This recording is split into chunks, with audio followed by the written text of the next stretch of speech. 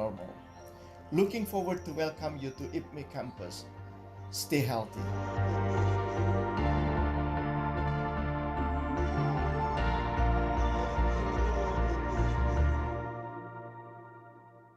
Now. Now. Now.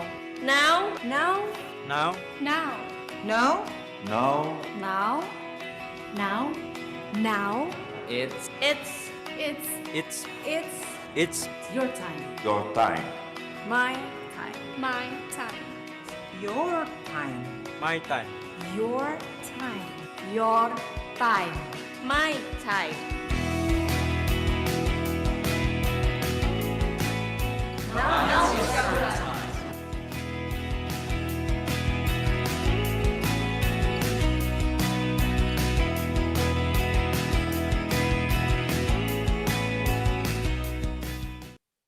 My name is Pranita.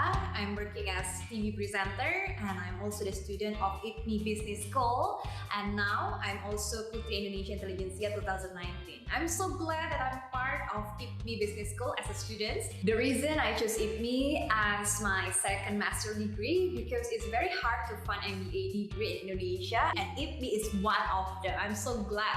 And the second thing, because I want to expand my career as an entrepreneur and to learn economics and everything from IPMI is a good start. And the third one, I can have a better network from my classmates and also the professional lectures in IPMI is the best. Thank you IPMI for the opportunity, and I'm ready to be the entrepreneur. Thank you.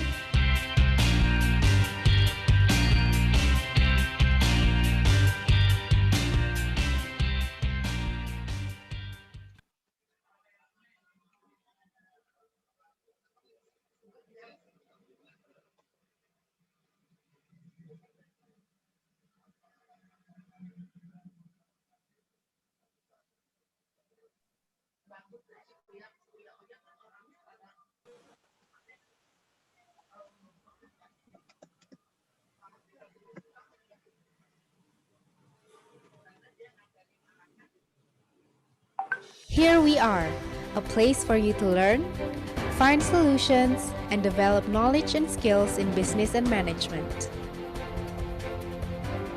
We provide you with the methodology of case study prevalent in the academic and business world. So if you want to be fast, sharp, and relevant in business management, believe in yourself, believe in us, because now is your time.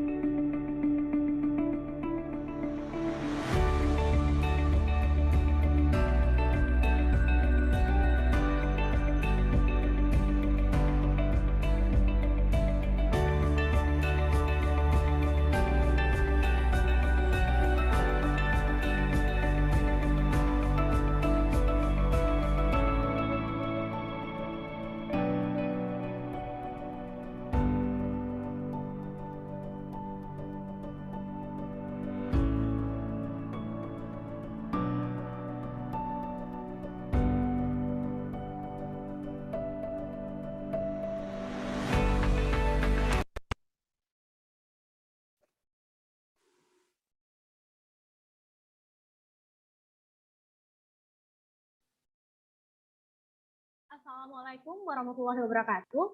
Salam sejahtera bagi kita semua. Shalom, Om Swastiastu, Namo Buddhaya, Salam Kebajikan. Good evening, Bapak and Ibu participants, and welcome to the online Power Talk session, Leadership in Mid-Crisis McKinsey's Experience. Power Talk is an inspiring sharing session where experts from various backgrounds share their expertise. Besides, this time is also part of an MBA subject, Leadership and Management class. Please kindly allow me to introduce myself. My name is Leni Herlina, and I am one of the students in the Leadership and Management class. I would be your master of ceremony for tonight. Before beginning the session, let me inform you of the attendance etiquette. The screen, please. The whole session is recorded. The participants' audio will be muted during the speaker's presentation. Do not post or write offensive or sensitive content throughout the session. Violators will be removed. During the question and answer section, you can submit your question in the chat box. The participants are required to turn their cameras on during the photo session. Dear participants, here comes our main agenda. Kindly let me share you a brief profile of our speakers. The first one is Ibu Philia Wibowo. She is the managing partner of McKinsey and Company's Indonesia office, the first Indonesian woman to be elected partners and a firm globally. In Southeast Asia, she is the leader within the organization and technology, telecommunications, high-tech, and media partners. Since joining McKinsey, she has served clients across Asia in telecommunications, public sector, education, and infrastructures. Ibu Philia holds an MBA from the Kellogg School of Management, Northwestern University, and a BA in Mathematics from Bandung Institute of Technology.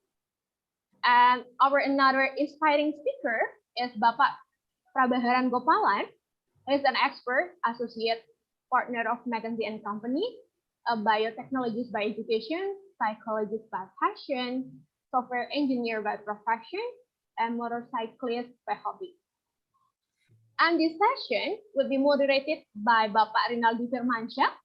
He has more than 30 years working experience as CEO, CFO, chairman, commissioners in various industries, from telecommunications, oil and gas, energy, investment banking, banks, and financial industries in multinational and BUMN. Experience as commissioners at PT Pertamina Hulu Energy, Indonesia Infrastructure Finance, Bluebird, Telkom, El-Nusa, PLN Batam, and Deslum Capital. He is also partner of Fidelitas Advisors and Capital, specializing in corporate finance, handling family business, and strategic management.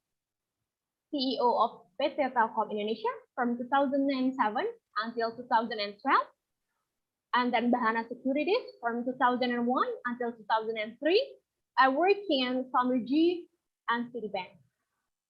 He was graduated from electrical engineering from Bandung Institute of Technology, MBA from IPMI, and Chartered Financial Analyst or CFA from the CFA Institute, Charlottesville, from the Virginia.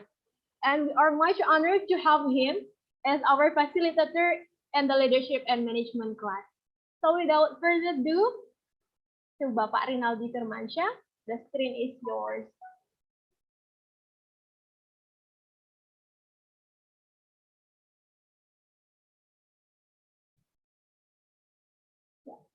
Hai Pak Rinaldi.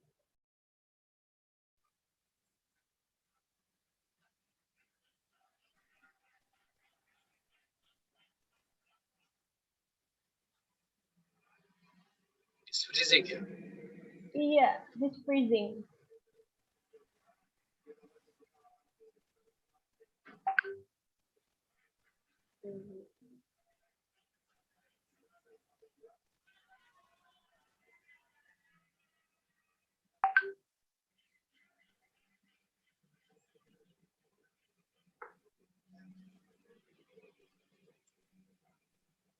Yeah, we do sorry for the technical error.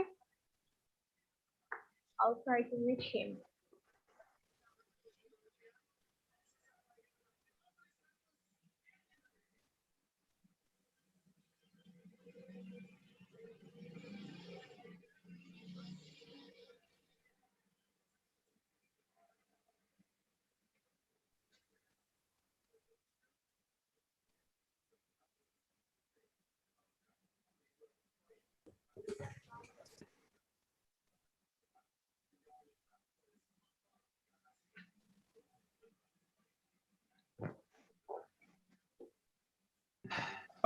Sorry, I think my internet was having a trouble. So thank you, Lenny. Can you now hear me? Yes, Pak. Very clear. Yeah, ladies and gentlemen, including Pak Aman from IPMI and all of the attendants, yeah.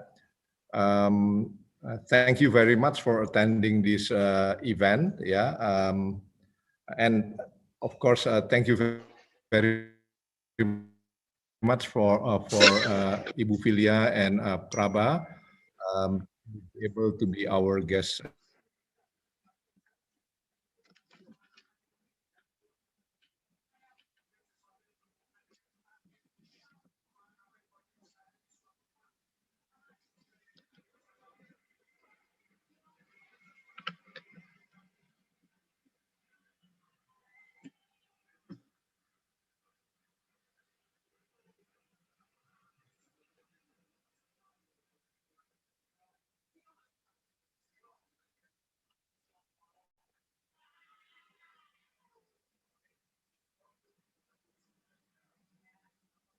Okay, while waiting for Pak Rinaldi to be back, so Prof. Aman, can we have your words to welcome the participants?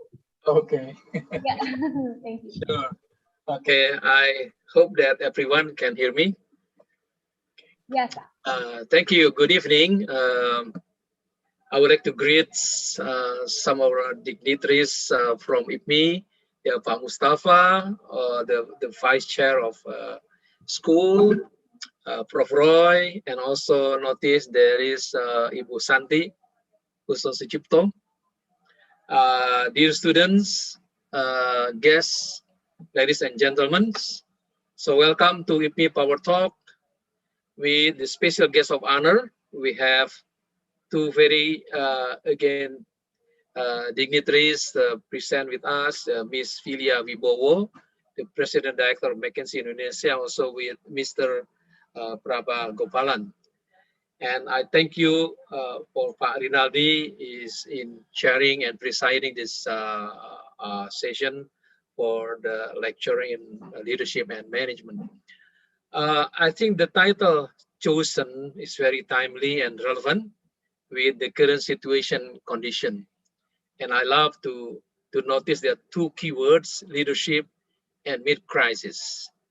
So if my vision is to produce transformational leaders that compatible with the leader produced by other world-class business school.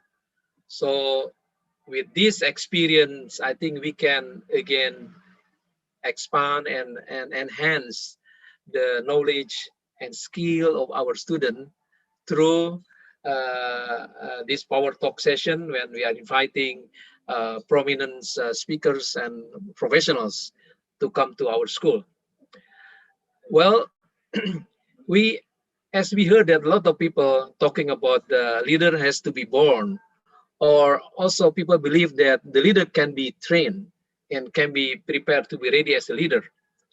And we also heard that a lot of people consider has a very talented or has talents that we believe that through training, proper training, this talent can be sharpened and will become a very good leader in the futures. And we do observe in the middle of a crisis, especially during the COVID-19 pandemic, has brought a lot of disruption, a lot of uncertainty in too many institutions and organizations. That's why we are using again this slogan, sharp, fast, and relevant leaders, which creative, innovative, and agile. We also noticed that in preparing a good leader, they need also to understand about the good governance. And now we are also required to have the understanding about the environmental and social governance. So with that principles, I think we are happy to share with you that IPMI recently, in the last probably a few days, last week, has been again appointed and chosen by the Minister of State Enterprises, Eric Thohir, to lead the leadership and management training for all the directors under the Minister of Enterprises, State Enterprises. And the good thing about that appointment that we all we are I think putting our position in line with the collaboration with many world-class business school like INSEAD Business School from France, Swiss Business School, and Michigan Ross Business School. So we are very proud that IPMI has been again trusted by the minister to work together to conduct these leadership training programs. And in addition, also I think yesterday we also with Astra Group has been appointed to also conduct the training for the leaders under the Astra, organizations. So we are very proud to have this executive education under Pak Bambang Gunawan to conduct this one. So definitely everyone can learn from this experience when our faculties also involve and engage, and our resource person also will deliver the facilitation and also the content during the training. Another important issue that we would like to respond to the Minister of Education programs, which is they call it the campus freedom and freedom for to learn. So we are inviting partnership and collaboration with many industries and professionals. Again, this is very important to produce talented leaders, especially when we are aiming some of these young leaders in our graduate programs to become a startup. So this is again very challenging for us, but the opportunity is open. Now through this Power Talk tonight, we would like to learn a lot from the speakers. Lastly, I would like also to mention that IPMI has a very strong DNA on conducting the case methods. So we have received a lot of requests right now in trying to understand in some of the business cases, like in with the Tropical Forest Alliance. This is on the deforestation and palm oil, plantation development. Also with the economics, Islamic economics principle that also becoming very important for our society and community in Indonesia. So once again, I would like to thank you, Ms. Philia Wibowo, and also Mr. Alpa Govalan and Pak Rinaldi for presiding and conducting this Power Talk. Thank you, Leni. I'll return back to you. Okay, thank you so much, Prof. Aman, for such an informative greeting. So now let's move to our main agenda. We would like to welcome Ibu Philia Wibowo to have your session. To Ibu Philia Wibowo, the screen is yours, Ibu. Thank you. Selamat malam, Bapak Ibu sekalian. Semoga semuanya dalam keadaan sehat. Great to see everyone. It's a privilege to be invited to talk. Terima kasih Pak Aman, terima kasih Pak Rin, terima kasih Mbak Leni juga untuk perkenalannya. In here actually there is a lot of my mentor, Bapak Ibu. Itu ada Bu Shanti, which is like my mentor, in the thinking about women leadership in Indonesia and many other aspect. Ada Pak Roy Sembel. Pak Roy Sembel ini dulu juga pernah di McKinsey, masuknya barengan tuh waktu itu, cuma kemudian mencari jalan lain ya, Pak Roy kelihatannya gitu ya. So it's and then I also hear some people saying salam Ganesha karena kebetulan saya juga alumni ITB, jadi salam balik juga buat semuanya. Mungkin saya kenalkan dulu di beberapa. Selain saya di sini ada Praba Gopalan yang tadi disebut ya. Kalau saya ini klasik McKinsey, so jadi saya lulus ITB langsung masuk McKinsey, MBA balik lagi. Praba is unclassic McKinsey. He will talk a bit more about his story later ya. Dan dari tim saya juga ada Wina Wiresatyo, ini dari McKinsey juga. Jadi kalau Bapak Ibu melihat banyak riset kita yang dipublikasikan di luar, ini yang di belakangnya ini Wina nih yang membantu supaya itu nyampe ke audiens gitu ya. Nah, malam ini saya diminta oleh Pak Rinaldi Firmansyah, betul tadi gitu ya. Pak Arin ini sudah kenal cukup lama ya Pak Arin ya. Jadi kalau saya nggak salah latar belakangnya seperti Pak Aman bilang, in IPMI you study cases, right? And one of the cases yang di study ternyata tentang McKinsey ya, kalau saya nggak salah gitu ya. Dan kemudian Pak Arin waktu itu menghubungi saya terus bilang, Philia, boleh nggak sharing langsung tentang McKinsey nih gitu ya. Terus tahu-tahu keluar judulnya keluar Pak, ini leadership and mid crisis. Jadi saya lagi ini maksudnya mau kemana Pak? Silakan aja Philia cari tentang McKinsey, bagaimana McKinsey menjembatani dari tahun 1926 sampai sekarang, and how do you groom leaders. So today I will talk about a couple of subjects. I will do a bit of introduction about McKinsey ya, karena pertanyaannya McKinsey itu seperti apa organisasinya, value dan sebagainya. So allow me to share gitu ya. I will also ask Praba then to share about the McKinsey that you probably don't know before. Certainly not the McKinsey I know when I joined McKinsey from ITB. Yeah. And then I will talk a little bit about McKinsey in Indonesia. It's important because Praba and myself and Wina are part of the McKinsey Indonesia. Yeah. And then last but not least, saya juga diminta sharing tentang how do you develop talent and leader in McKinsey. Right, you know, we also know sometimes people equate McKinsey like a school. Sometimes, of course, not like IPMI, tapi school dalam segi mungkin praktikal kali ya, Pak Aman, Pak Arin gitu ya. Jadi karena banyak alumninya McKinsey di luar yang kemudian kemana-mana ya, Prof. Roy Sambel ini juga jadi alumninya McKinsey gitu ya. So the question Pak Arin bilang yang perlu dibahas adalah how did we develop people. Saya akan sentuh sedikit juga tentang recruiting karena I was informed by organizer that there are also students, right, you know, who is interested, you know, looking into career options and career path. So that's the thinking we have today. Now, to open, I actually want to do a bit of polling, if it's okay. Mbak Leni bisa dibantu, pollingnya sudah bisa dijalankan ya? Bisa Ibu. Oh ya, Mbak Nisa ya. Boleh ada 3 polling, ya, silakan supaya lebih seru gitu ya. Mbak Nisa mungkin bisa dibantu dikeluarkan polling pertama. Polling pertama ya, sebentar. Ya. Ini kita nggak tahu salah benernya, tapi ini biar lebih interaktif aja gitu ya. McKinsey sekarang ada berapa orang ya globally kira-kira?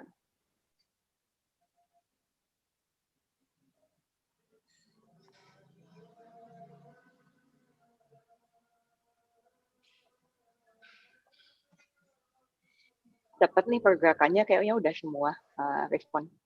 Alright. Oke, boleh di end kayaknya udah quorum nih kayaknya. This one is very right, 30.000. Jadi yang sempat baca case study-nya McKinsey, jadi ada case study yang dibuat Harvard Business Review itu sudah cukup tua gitu ya, karena di case study itu 15.000. Waktu tahun Prof. Roy waktu kita masuk pertama kali itu kayaknya mendekati sekitar 20 ribuan gitu ya, kurang lebih gitu ya. Now is actually 30,000 ya. So we have 30,000 people around the world, right, you know. Next question.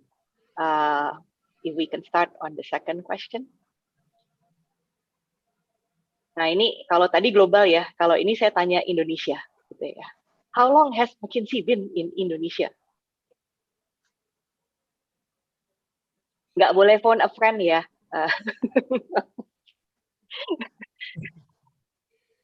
Okay, I think this is actually getting there. We can end polling also. I think good quorum. It's true. 25 tahun. Jadi kita mulai ada di Indonesia itu tahun 95.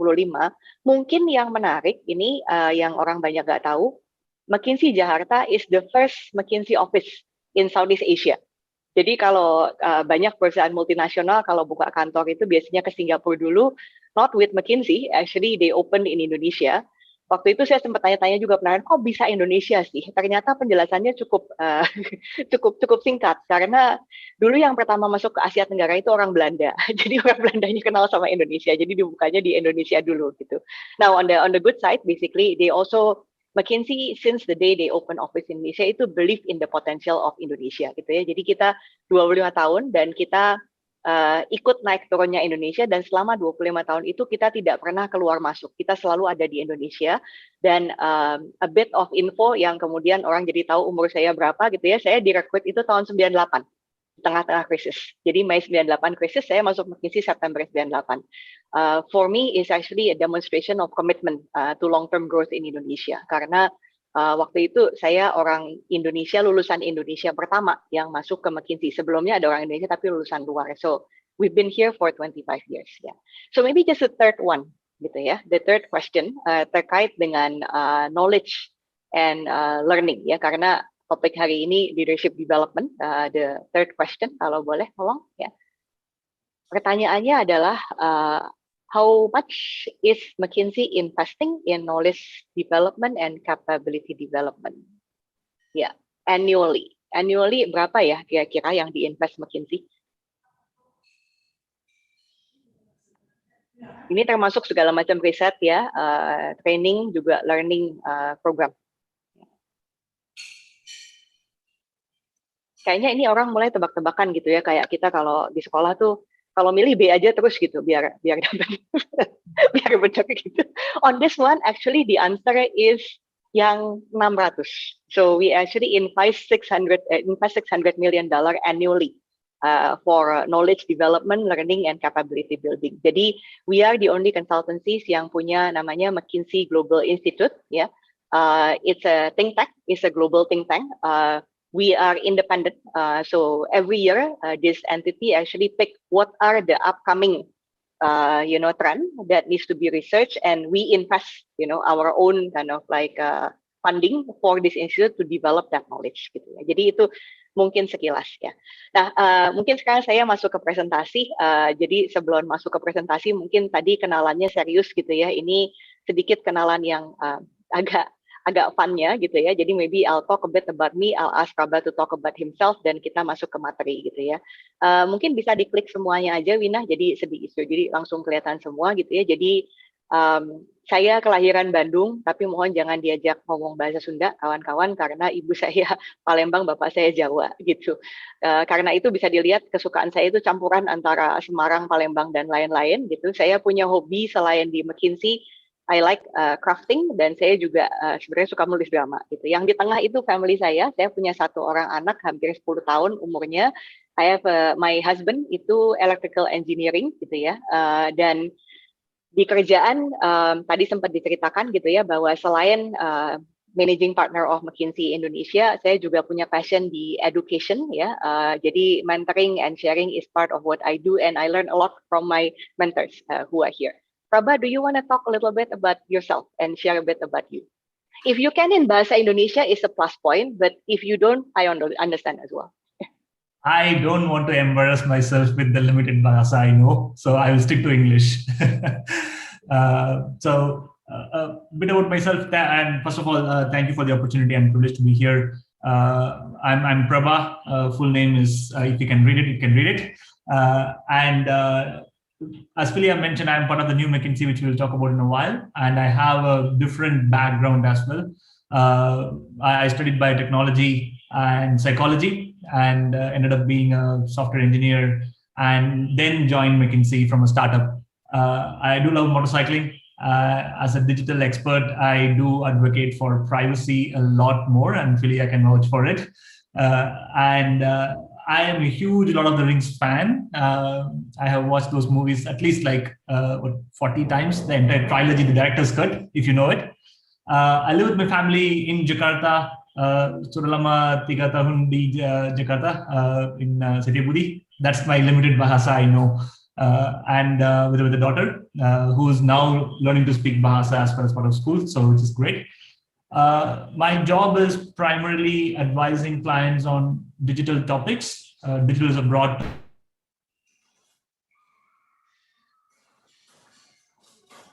Digital is a broad topic, and I think we need to invest in digital infrastructure for Prabha. Go on, Prabha. So the rightmost photo is me doing digital transformation in remote Kalimantan. So transformation happens there as well. This is me traveling for my job, not fancy places, but also deep inside Kalimantan as well. On the side, like Philia, I love coaching and mentoring. I lead the Fuel and Ignition Club, which is our program to help startups learn the McKinsey insights and tips and tricks, and also the coaching from McKinsey. I do that for Indonesian startups. And we will talk more about what other things that we do, that I do specifically in McKinsey in Indonesia in the coming pages as well.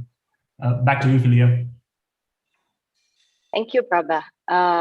So this is the fourth section that we will share. Yeah, the McKinsey, I will talk about that. The new McKinsey, Prabha will talk about that. McKinsey Indonesia and the grooming talents, right? Let's go ahead, right? On the next one. So I was asked to introduce the McKinsey, right? But I think I'm not very good at history, to be very honest, right? My math has always been better than history. That's why I was in math, right? But McKinsey was started in 1926, right? Now the question. Sorry, I think there is a. Ada yang bocor, Pak Irwan. Ada yang bocor, yeah. Okay, I think that's good. So the question is, whose picture is this? You can write in the chat room if you want, right? So yeah, in McKinsey, this person is called the father of the modern McKinsey. Kalau tahu namanya, silakan. Kalau enggak, saya teruskan saja, gitu ya. Jadi foto yang di sini itu sebenarnya bukan James O. McKinsey. Walaupun yang namanya masih McKinsey dan original consulting company-nya dinamakan McKinsey, tapi yang ada di foto ini adalah Marvin Bower. Marvin Bower is the person that we in McKinsey at the moment see as the true father of McKinsey. Ya, karena kenapa? Karena kalau kita melihat double click ke dalam McKinsey-nya, if you go to the next page, right, the mission of McKinsey. The mission McKinsey itu balance kalau dilihat ya antara client dan people. So we have a mission on helping client making distinctive, lasting, substantial improvement, right? Then at the same time we want to build a firm that attract, develop, retain exceptional people. Ini sebenarnya founded by Marvin Bower, right? Now I think a couple of principle yang sampai sekarang itu masih sangat kental ya, dan ini sangat saya rasakan gitu ya. One global firm is very true in McKinsey. Jadi saya ingat waktu itu sejak saya masih analis ya, saya harus waktu itu melihat sesuatu tentang banking di Indonesia dan saya harus telepon ke London, and I call in London and the person help gitu ya. One of the reason client I help gitu kan, kita bicara tentang 5G, and tentunya 5G sesuatu yang masih sangat baru di Indonesia. Saya ingat meeting kami itu satu meeting dengan klien di Indonesia, isinya ada yang dari Eropa, ada yang dari Korea, ada yang dari Jepang, ada yang dari Cina ya. So the one global firm is actually initiated by our founding father Marvin Bower gitu ya, dan itu bagian dari misi kami. We do global firm to actually help our client. We do global firm juga untuk develop our people. Jadi as for me, for example, I am a partner of McKinsey globally. Jadi waktu election saya itu juga global. Kami tidak ada all local dan sebagainya gitu ya. So that's basically the mission of McKinsey as established by Marvin Bower, right? Our values, we have 3 values gitu kan. One is actually professional standard, right? Second one is client performance, and it has to be significantly gitu ya. And then how do we create unrivaled environment for exceptional people? All of this is actually initiated by Marvin Bower, right? Now in the more recent years, right, selain vision dan mission, kita juga introduce what we call purpose, right? And this is mungkin orang merasa kenapa ya perlu purpose? We gather together and we thought that the world has become much more complex gitu kan, dan kita juga becoming a much bigger organization. Jadi kalau dulu 15 ribuan di tahun 95, sekarang 30 ribuan is 2 times, right? So we need one unifying purpose, right? And what we call as a purpose in here is to help create positive enduring change in the world gitu ya. Kalau yang di Indonesia mungkin mengenal what we believe Indonesia is unleashing Indonesia, ya. Dan unleashing Indonesia itu sejalan pemikirannya dengan yang saya ceritakan di sini, because we believe in unleashing Indonesia economically, socially, and also in the business environment, gitu ya. Jadi that's a bit basically McKinsey. Nah, the next page ini mungkin buat kawan-kawan yang looking into career options in McKinsey, maybe pertanyaannya udah membumi saja deh gitu ya, sebenarnya ngapain sih cari ke hari gitu ya. So what we do day to day, right? We do a lot of problem solving, right? You know, if we see a PS session in our calendar, that's problem solving session, sometime with clients, sometime ourselves, right? You know, we do presentation and workshops, right? You know, by the way, we also do sprint planning and sprint review these days. I will let Prabha to talk about that, right? You know, of course, we have to make sure that we have a report or presentation that is concise, right? You know, and coaching is part of how we groom people, gitu ya. Nah, jadi kalau kawan-kawan yang contemplate career path and see like McKinsey as an option, what does this mean? That means basically there is a lot of business problem that we have to, you know, discuss and solve, right? You know, together. The business problem can be short term, can be long term, right? You know, industries that we work on, there is many sectors, right? You know, I think we're present in all the major sectors that we have in Indonesia.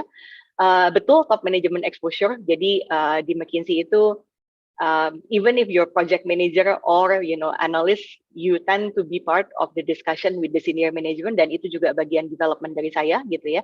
And there is a lot of working in team. If you cannot work in team, it would be very difficult to work in McKinsey, karena tim kita nggak hanya dari tim McKinsey sendiri, tapi juga dari klien, right? You know. Now, in terms of what we do, our work, ya, sekilas, next page ini globally, gitu ya. Mungkin kita dikenal dengan our work in strategy. Wina, if you go to the next page, right? You know. Tapi kalau dilihat Indonesia, strategi itu mungkin hanya 25% dari pekerjaan kita, ya. And same thing globally. These days we also do digital manufacturing. Makanya tadi ada foto Prabha di Kalimantan, right? You know, well, actually that's not manufacturing, that's in mining, you know, but you know, in industrial, I guess, right? You know, we do analytics. Prabha will talk about how we have designed, and eventually what we're trying to do is making change happen for our client. Dan making change happen itu aspeknya banyak ya. Jadi nggak cuma bikin presentasi selesai gitu. That's actually the easier part of the equation, right? You know, is doing the analysis, working with people, you know, involved in tough discussion. You know, that's also part of what we do. Jadi itu sekilas ya. Now, that's basically what I know when I joined McKinsey, and Prabha probably need to talk now about like what people may not know exactly about the new McKinsey, because we need to advance our client service. Go on, Prabha. Absolutely. As Philia mentioned, we have been here for close to 100 years, and the world has become a lot more complex, and hence the problems our clients face and the industries face have also become a lot more complex, right? And you know, if you go to the next page, back in 2012, we did a McKinsey on McKinsey itself. We looked at, you know, what has changed around us and how should our approach evolve to cater to the new demands that exist in the world. And through that process, we realized there are some things which are foundational and that are time tested, which hold true. Like it's one partnership, as Philia mentioned, it's one global partnership. And our values are true as well. They don't have to change, they are timeless. And we are one global firm. That's our unique advantage as well. We don't operate in silos. However, in order to help our clients to face the challenges of this day and age, we also felt the need to embrace the change that matters, which means there is transformation happening across the board in industries and sectors. And technology is powering that change.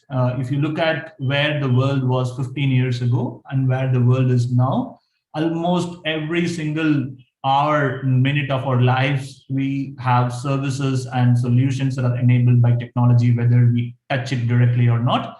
And we recognize that it's important to have strategy, but it is equally important to also play in the space of technology as well. The final thing is that more and more of our clients want to sustain the recommendations that we make. It is not only enough to just give strategy and advice, but also to build the capabilities to make our clients successful in the long run. And that is a significant shift in the way we look at our engagements and our work with our clients. So to go back to our purpose, which is positive, enduring change, and change endures only when we build capabilities to our people and our clients. And hence, that part is also important for us that we need to embrace, right? To that extent, this is all okay. This sounds good, theory, nice. What has changed? And if you go to the next page, change happened in two parts for us. The first is we needed to get new capabilities. For example, analytics is a capability that traditionally you don't find in, no offense, in MBA colleges. MBA is all about strategy. Analytics is more around data science and programming and machine learning and all that stuff that goes on. Design as well, right? Not just the UI design that you see in your apps or websites, but also service design, process design, physical product design, and AI, which is taking over the world. And we wanted to make sure that we have that capability to help our clients and to help countries and enterprises, for example, through those capabilities. So we have to build those capabilities, right? We need to do what our clients are doing, and we have to taste our own medicine on how do we acquire new capabilities. That's part one. On the right-hand side, it also needs new people, new skill sets. For example, we'll talk about that in a bit more detail, business builders, for example. There is an entire division of McKinsey who is helping to build new businesses from the ground up. Yeah, especially digital native businesses. And we have venture capitalists. Part of me is helping startups, right? We advise startups. I can't give the names, but the top startups that you know globally as unicorns, we are serving several of them, right? And we needed to bring those skill sets also in. And coaches on how do we build change within our clients and within ourselves. So there is a whole set of skills and people that we need to build ourselves. Now, how does it all translate to real life? Let's play a video and I'll tell you exactly how all of these capabilities and skill sets are brought to our clients. And if you can play the video in the next page. The America's Cup Match 2021. This is big race. Magnificent flying machine. Here we go. Here comes the push. It's the fastest boat wins the America's Cup, and we're seeing that right now. Emirates Team New Zealand do it again in a new class of boat that proves Kiwis can fly. Sailing's most treasured prize. The America's Cup stays in New Zealand.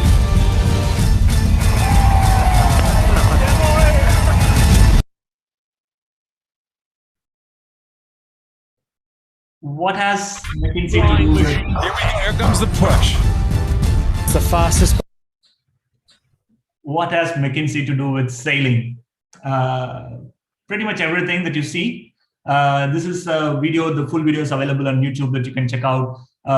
We helped design a digital twin, which is a simulator which sails the boat, which the Olympic sailors are using to train themselves to win the cup. And that's a project that we did where we partnered with Team New Zealand, Emirates Team New Zealand. And this is a cup, this is a World Cup that we helped win, where the differentiating factor is the AI engine behind it. And this is done with our McKinsey Analytics team. We do have quite a bit of acquisition. Quantum Black is one, and Quantum Black was the company behind Formula One Analytics as well. That's the new McKinsey. That's part of the new McKinsey. There is more to it. If you go to the next page, I'll probably talk about one more part of new McKinsey. That is, we can find a lot more in the website. The design aspects, right? This is not, as I said, UI design only. We have acquired several design companies because growth like this in a short span of time happens not only organically, but also inorganically as well. And through our work, right, we have actually accomplished a lot of design awards. If you know about Red Dot Design Awards, that is given for physical design, like things like your furniture or your charging stations and things like that. McKinsey Design has won those awards every year for the last few years. And we do have 400 plus designers globally across 17 different hubs, and we have Southeast Asia Design Hub as well. We design anything from, as I said, foldable furniture all the way till electric vehicle charging stations. And that's a specialty that we bring. That's the new McKinsey. And then I also belong to a part of software engineering and cloud architecture group, where we help transition our clients' infrastructure and everything to cloud on the software side. And there is a lot more skill sets that we bring together to not only develop the strategy, but also help them implement the strategy, which is the biggest shift that has happened. And if you go to the next page, there is a whole bunch of people of the 30,000 people that Philia showed. And I joined back in 2014, where the digital team was still building, right? We were like a few hundred people. Now we are 5,000 plus, and that's growth in 6 years. For a company like McKinsey, that is huge, and we have grown globally. And the bar on our talent is still the same.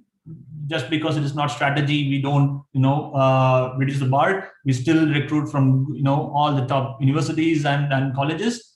At the same time, we are also recruiting laterally to groom that talent as well. I, for one, have zero consulting background, and I'm in a place where I am consulting for clients on technology topics. So, which means in the context of transformation and creating leaders, McKinsey is investing heavily to not only groom people who have a management background, but also from an expertise background as well. And that's a huge part of us now. So that's us. And there is a lot more to our services and our offerings that we do. And as I said, we have grown organically and inorganically as well. And if you go to the next page, which shows a few of our acquisitions and partnerships that we have made. For example, Lunar is a design firm. Quantum Black is the analytics company, and Aberkin is change management. We do a lot of emphasis on change management, because when we say change that matters and enduring positive change in the world, we need specialized skill set on how do we enable that in our clients. So we acquired a change management company, right? And there's a lot more partnerships we have, but this is the new McKinsey that is still growing. Every day we are still making new additions, new skill sets, and we are helping clients in new ways. With that, back to Philia to take to the next section. Yeah, thank you, Prabha. For those of you who joined, a bit of a context on this is, we've been asked to introduce a bit about the McKinsey you know and the McKinsey that you don't know, and Prabha was sharing about the new part of McKinsey. Mungkin kalau dikaitkan dengan tema mid-crisis ya, this is a bit of a testimony of how we have to eat our own medicine, I think, right? Back in 2012, we know that in order to serve clients, right, we can no longer just use our strategy consulting. I mean, put it this way, kalau zaman dulu kalau nyari benchmark itu susah gitu ya. Sekarang nyari benchmark sekarang mungkin tinggal Google. So we need to be much more advanced on the way we do things. Then with digital, we can implement things and get feedback immediately. Then that's actually what we do. Yeah, mungkin a couple of learning is that M&A, we advise our colleagues to think about M&A when actually we bring new capability, and that's what we do also, right? When we do build capability, we need to get people from outside, karena orang yang seperti Prabha ini tidak di-develop the McKinsey. So basically, we need to bring capabilities from outside. But inside, I also need to learn. That was part of the experience, right? A bit of how it works. Back in 2000-ish, right? My team would be a project manager plus 2 to 3 people. The last team I work on with Prabha, we have like 11, 12 people, Prabha, right? In the whole team. Dan ini range-nya semua bagian ya, mulai dari yang kalau ke kantor tuh pakai kaos Star Wars tiap hari gitu ya, which is the agile coach, right? The classic McKinsey X MBA, right? The data analytics people, sometime from India, another one from Australia. Our designer was from Australia, with Prabha, right? That was how it feels to be one firm. And while challenging at the beginning, it was actually part of the growing in addressing the challenge, the change in the client. Ya, jadi itu the old and new McKinsey. Now I'm going into introducing a bit of McKinsey in Indonesia gitu ya. Jadi karena pertanyaannya mungkin okay, that was McKinsey globally, but how did McKinsey grow in Indonesia gitu ya? Tadi yang ikut berpartisipasi dalam polling gitu ya. Memang formally we actually start tahun 95. Jadi seperti saya bilang tadi, McKinsey in Indonesia is the first office in Southeast Asia. Bukan Singapura tapi di Indonesia gitu ya. Tapi kalau di trace ternyata McKinsey itu began serving klien itu tahun 88 sebenarnya ya. Dan kemudian baru tahun 95 itu ada operasi, the formal basically PT is established in Indonesia, right? You know. Now from the beginning, our purpose to deliver change that matters in the world, right? You know, and for Indonesia, unleashing Indonesia, we have been quite strict about that gitu ya. Jadi mungkin ada yang pernah dengar juga tahun 2024, 2025, 2004, 2005 itu ada Aceh Tsunami Recovery Effort dan kita merupakan bagian dari tim itu ya.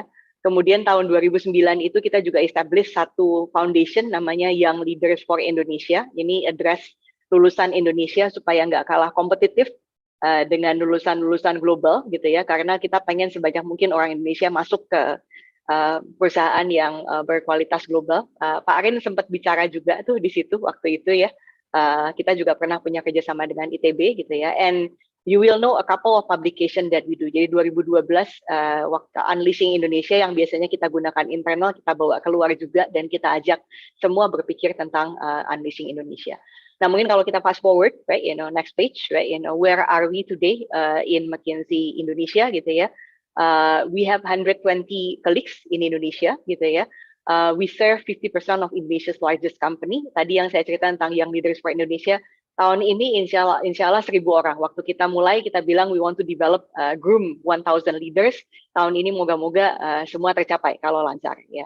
Nah mungkin halaman berikutnya sedikit foto deh gitu kan ya, supaya kelihatan karena saya pernah ketemu orang di luar terus bilang dikira McKinsey itu bule semua isinya gitu kan. Nah jadi ini membenarkan persepsi gitu ya bahwa because we have been long in Indonesia, yes of course we have actually a number of international talents, but basically we have more than 70% colleagues who are Indonesian, right? Dan satu statistik yang kita cukup bangga juga, 40% of our new recruits are women. Ya jadi advancing women leadership is also one of our priority yang dibantu juga oleh Bu Santi yang ada di audience ya.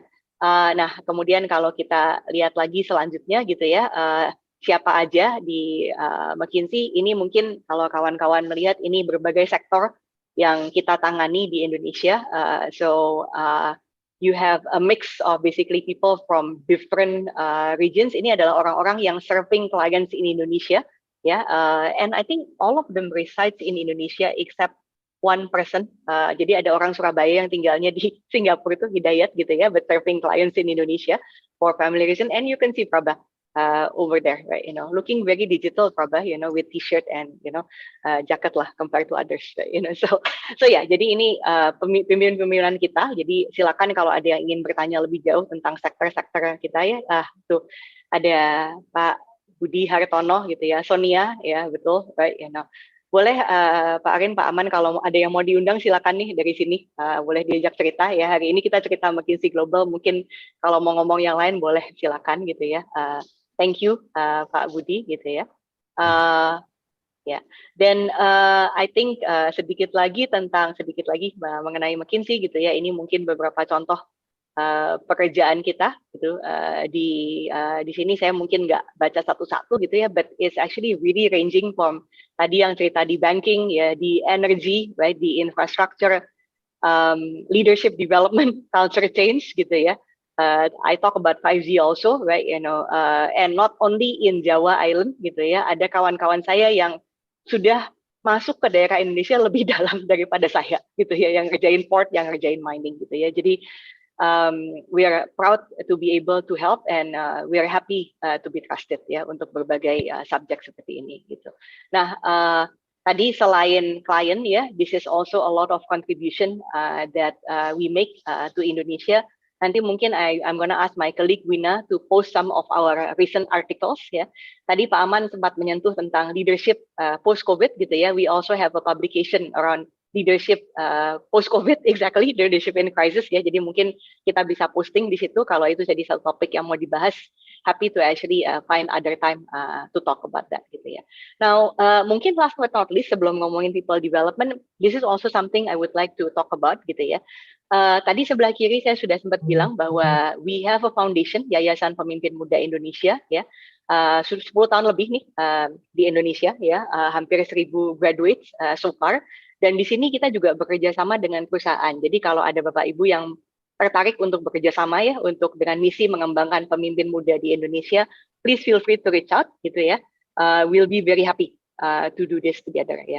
Nah yang sebelah kanan nih mungkin banyak yang belum tahu.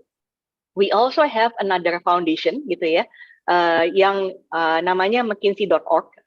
Namanya sedang didiskusikan untuk ke depan, tapi intinya brand name-nya itu Rethinking Recycling. Jadi we actually started this 2 years ago, even before sustainability become mainstream ya, karena kita melihat waste itu one of the big community problem, not only economy but also community problem. Jadi we have a team, you know, who work with people in Desa Kedas di Sanur Kauh itu di Bali gitu ya. Dari tim yang di satu desa, sekarang kita ada di 6 desa. We upskill about 200 people, you know, to work with TPS, tempat pemungutan sampah, dan orang yang memungut sampah gitu ya, berusaha membantu orang-orang ini sehingga mendapat pendapatan yang layak, and at the same time is actually promoting a good recycling, right? You know, kenapa di Bali? Karena we know Bali, you know, we all love Bali gitu ya, but waste is indeed a problem in Bali, and we hope to be able to contribute. Jadi kalau ada yang merasa ingin berkontribusi, silakan juga. You know, this is one of the things that we are, you know, passionate about, right? You know. Now, I think last but not least, right, you know, ini berkaitan dengan ada beberapa juga yang bertanya tentang grooming leaders, karena tadinya grooming talents and grooming leaders in McKinsey gitu ya. Saya panggil grooming talents karena kalau grooming leaders kayaknya kok sombong banget gitu ya, but we do believe that we groom leaders, but you know, I'm just being very Indonesian, so we call it grooming talents in McKinsey gitu. Nah, di sini mungkin at the end I will also ask Prabha to share a bit of examples gitu ya. What we are proud of, apa yang kita banggakan sebagai McKinsey is not only the clients we work in and the people that we have inside, right? You know, we're also proud of our alums, right? You know, out there, right? Mungkin kalau dilihat di halaman berikutnya, mungkin Bapak Ibu kenal beberapa nama ini gitu ya. Jadi we're proud and we're privileged, you know, to be able to be part of their journey gitu ya. Mulai dari ada yang di public sector, ada yang di sovereign wealth fund gitu ya, ada juga yang di startup, ada yang di bank, ada di investor dan lain-lain, right? We are proud to be part of their journey gitu ya. Nah, what do we think is helpful in their journey gitu ya? How did we do what we do in grooming talents? Mungkin saya akan bicara tentang 3 hal, right? You know, so first one is basically recruiting gitu ya. How do I get into McKinsey? One part is what kind of people do we try to recruit gitu ya. Mungkin karena if we were to develop people, apakah born or not, basically what we believe is we do need to find someone who's fit for the job gitu ya. Jadi basically that's why I talk about recruiting first, right? Then I'll talk a bit about how we develop our people. Then, you know, I think Prabha and I will share a bit of behind the scene personal leadership development stories, right? Now, mungkin the next one buat yang bertanya-tanya career development di McKinsey itu seperti apa, right? You know, ini saya tadi dititipin juga sama organizer, katanya ada juga yang mungkin melihat karir di McKinsey, jadi saya invest juga sedikit di sini gitu ya. There is one path where people can join McKinsey as generalist consultant. Ini path saya gitu ya. Saya lulusan matematik ITB dan saya masuk itu pertama kali jadi semacam business analyst ya, junior business analyst. Jadi orang yang masuk itu biasanya dari business analyst to associate, biasanya kita butuh MBA or you know longer professional experience, right? Di sini tuntutannya adalah leading self itu sudah ada, to be honest gitu ya. Tadi ada yang tanya tentang leadership trait. One of the things that we ask our business analyst and associate to think about adalah bagaimana you don't only think about what you're being asked to do, but ask whether this is the right problem statement gitu ya. Jadi ini pengalaman pribadi saya. waktu saya tahun pertama di McKinsey ya, sangat eager gitu kan, lulus baru kuliah, dan I always feel kalau dikasih instruksi, let me try to do it fast. Jadi begitu dikasih instruksi, saya lari keluar langsung I try to do it fast gitu kan. And I remember one of my mentor, namanya Michael Black waktu itu, a partner in McKinsey. Waktu saya mau keluar, dia stop saya dan bilang basically, Philia, you stop, right? You don't just do, right? You first think, right? Do you think you're doing the right thing? Do you think I am asking you the right question or not? Right? Are we solving the right problem for the client? Right? Itu sampai sekarang 20 tahun kemudian itu masih di kepala saya, gitu ya. Bahwa kalau kita harus mengerjakan sesuatu, we should ask, whether we're, asking the right question. Ini kayak quote-nya Einstein. Einstein selalu bilang kalau punya 60 minutes to actually solve a problem, 55 in trying to define the problem, and 5 minutes on the solution gitu ya. Jadi we believe in that, dan itu sudah diajarkan dari sejak dini gitu ya. Nah, dari business analyst dan associate itu biasa perkembangannya ke engagement manager. Jadi project manager itu bertanggung jawab terhadap suatu proyek gitu ya, dan karakteristik yang dicari di sana adalah tidak hanya you can solve one aspect of the problem, but you can look bigger. Right, jadi kalau misalnya yang diminta adalah solving a valuation issue gitu ya, as an engagement manager nggak bisa cuma spreadsheet untuk analisa valuasi, tapi juga melihat keseluruhan ini valuasinya benar atau enggak. Does the company have actually the capability to execute or not, for example, gitu kan. Jadi same thing about asking the right problem statement gitu ya, tapi broader gitu. That's basically engagement manager. As people are becoming associate partner and senior partner. Jadi associate partner dan senior partner and partner ini, associate partner partial owner, partner and senior partner are owners gitu ya. Now here is where we are demanded to be much more entrepreneurial. Ya, jadi ini aspek di mana we're no longer, yes, this is a project, please go do it, but think about what kind of impact you want to make, and therefore what kind of clients and what kind of topic we should be looking for gitu ya. Terus terang that was another part of the development buat saya, karena just a bit of sharing ya, being insecure over its achiever, always wanted to have a good grade gitu kan. Beyond engagement manager, there is no grading, right? You need to find your own path, you need to find your own impact and the client story gitu ya. Jadi itu progressionnya ya. By the way, partner and senior partner, tadi saya sempat cerita, ini juga salah satu prinsip one global firm. We are owner of a global firm. Jadi portfolio, profit pool kita itu global, Bapak Ibu. Jadi kita nggak punya misalnya, oh di Indonesia ini cuma profit poolnya di sini, kalau invest cuma bisa dari sini, nggak bisa gitu ya. One of the reason we are able to be in Indonesia for more than 20 years, bahkan pada saat kondisinya kurang baik gitu ya, because we have a global profit pool, right? So we can invest even in the time of needs, including when we invest on helping Aceh tsunami recovery, for example, or basically the research that we're doing for Indonesia. By the way, vice versa juga ya. Jadi kadang-kadang di tempat lain di dunia lagi kesulitan dan kita yang growing, but that's the meaning of a global firm, one global firm. Yeah. So that's a bit of a side story, right? Now by the way, right? Then Prabha can talk about a bit about it later, right? If kalau ada kawan-kawan di sini yang latar belakangnya lebih teknologi nih, lebih digital gitu ya, you can also join McKinsey in the tech focus role, right? Apakah itu di area analytics design gitu ya, atau lebih ke IT architecture gitu ya, atau maybe agile coach, right? You can still join McKinsey as well. Ya, ini yang fotonya di sini Sohum ini, I actually work with him, right? That's Prabha, you want to say something about this? I think this is close to heart, right? Digital in mining. Yeah. Yes. So what Soham has written is very true, right? We talk about data being next currency and whatnot. We have helped the client actually understand, how their operations are doing at different parts by crunching 2 petabytes of data a day. Yeah, that's like GB, TB, and then there is PB. This is like sensor data coming in every second across all their machinery coming in together.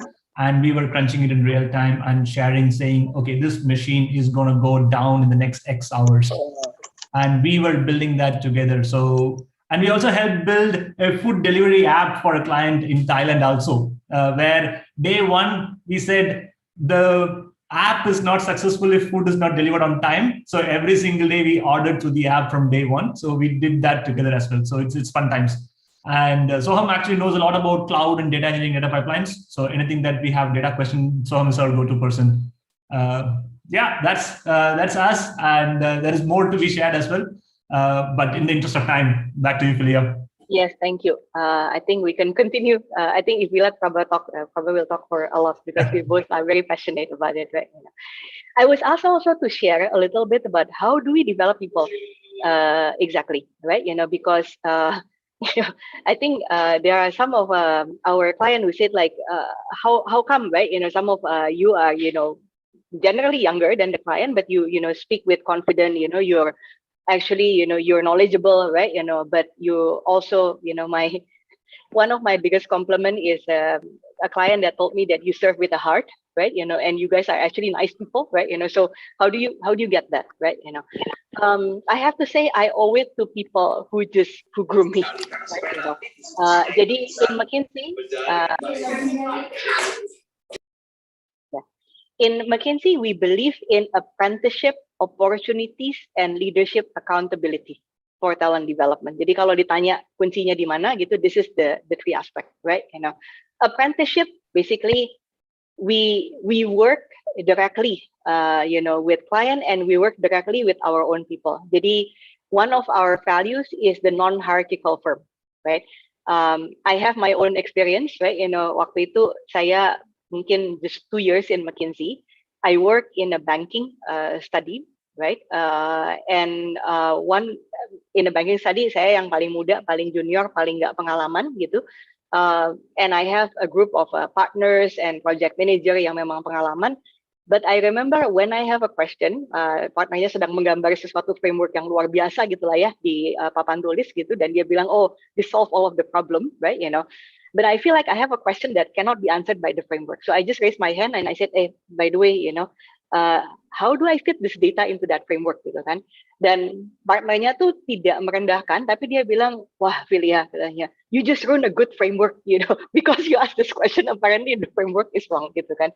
So we believe in non-hierarchicality and therefore apprenticeship works, right? Karena kita tidak melihat orang yang baru masuk itu nggak boleh tanya atau gimana. In fact, you actually should ask questions because that's how you're hired, right? Because of the problem solving skills, right?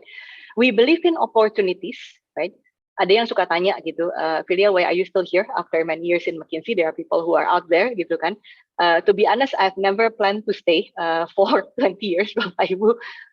Kalau Pak Arin dulu pas ketemu juga bilang, Philia, 10 years from now, will you still be in McKinsey? Probably, I also don't know, Pak Arin gitu kan. Tapi what happened is, honestly, every 1-2 years, there is new opportunity.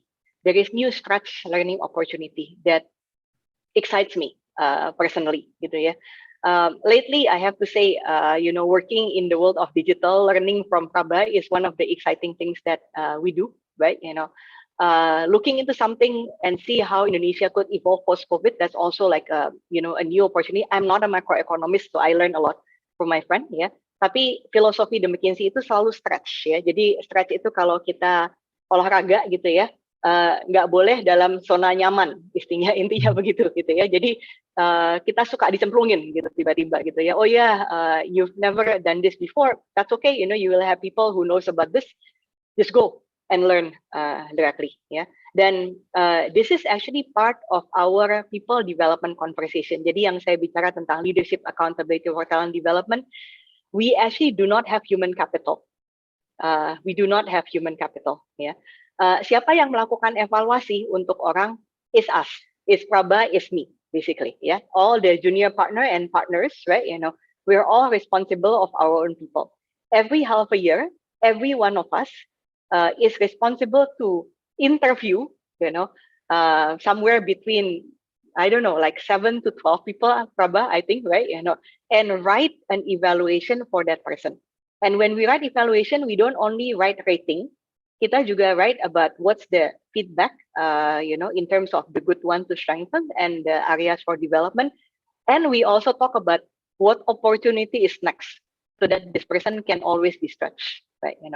Jadi kalau ditanya apa resepnya on grooming talent, I think I will say apprenticeship opportunities and leadership accountability for talent development. That's probably the core of it, right? Dan tidak lebih dari itu. Jadi nggak ada magic wand-nya gitu ya. This is basically what it is, right? Now I think the other part of it is just go to the next page briefly. We also believe in investing in people.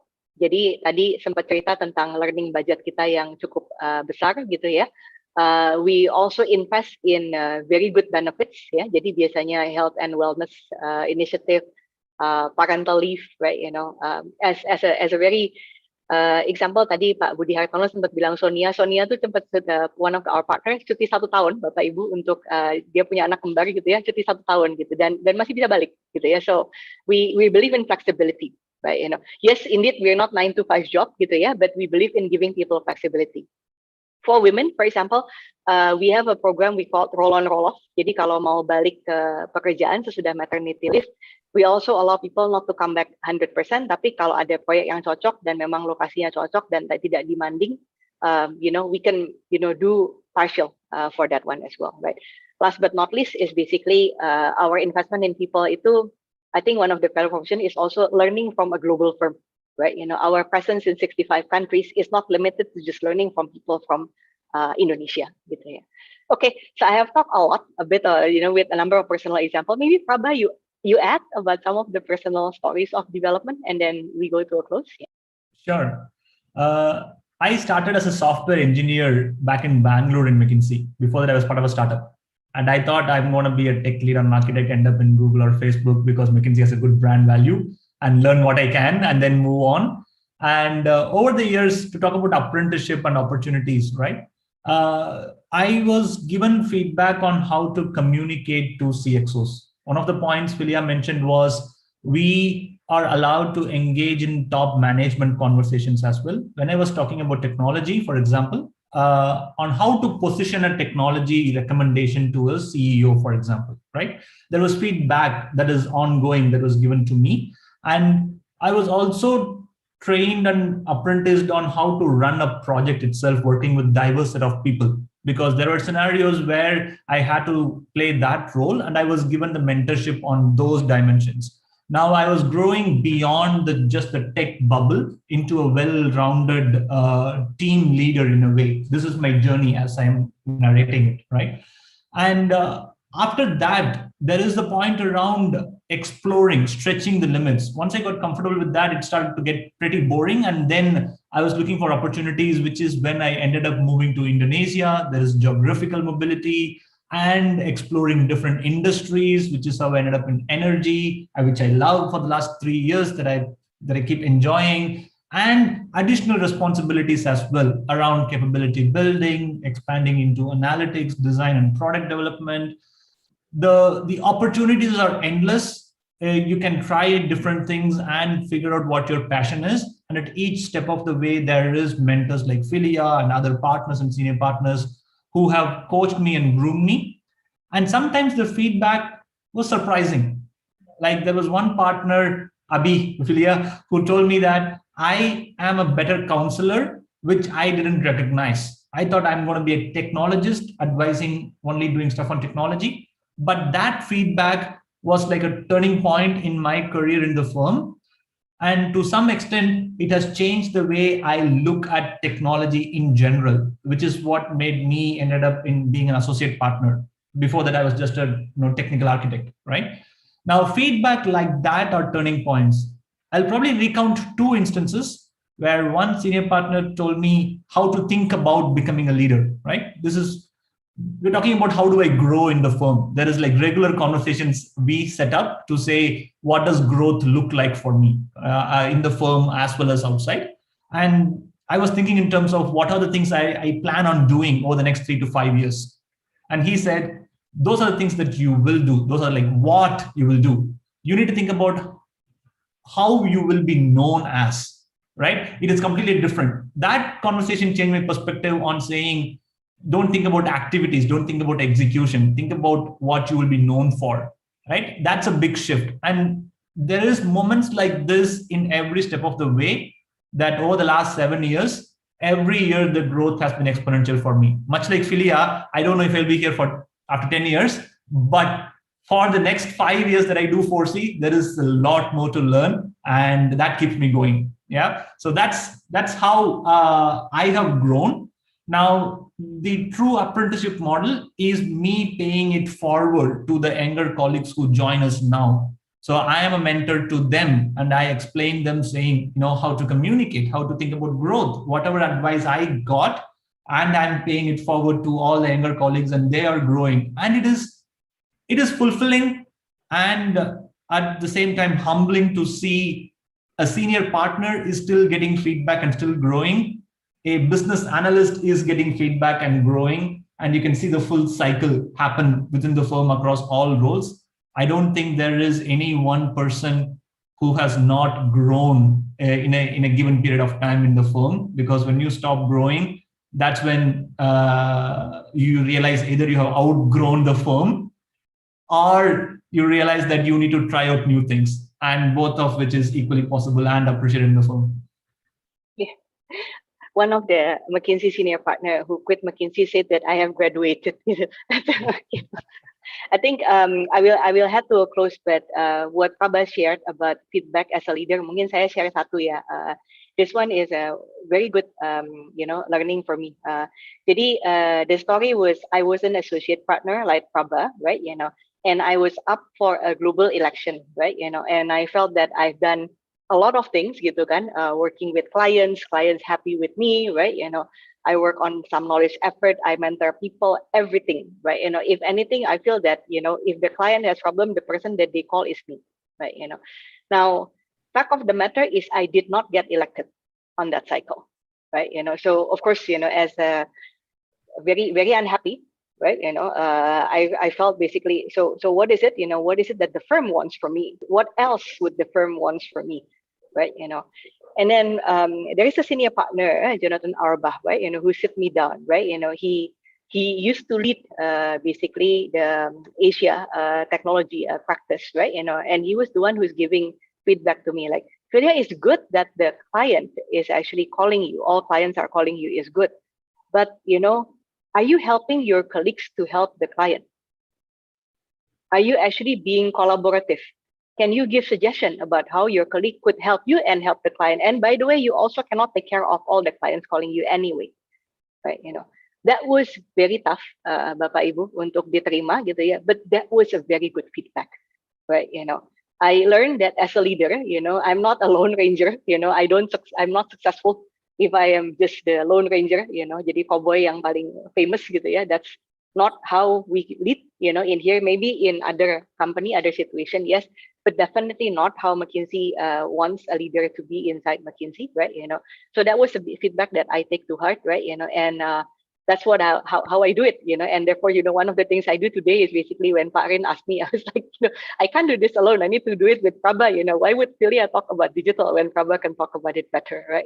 So that was one of the leadership learning, and that how I get my McKinsey feedback, right? And kalau boleh, ini juga sesuatu yang saya ingin kita leaders di Indonesia adopt lebih banyak ya, karena kita cenderung agak sungkan memberikan feedback gitu ya. Padahal kalau di belakang kita suka ngomel juga gitu. So harapan saya kita semua yang di sini yang mempelajari leadership, salah satu pembelajaran adalah bagaimana kita dapat memberi dan menerima feedback gitu ya.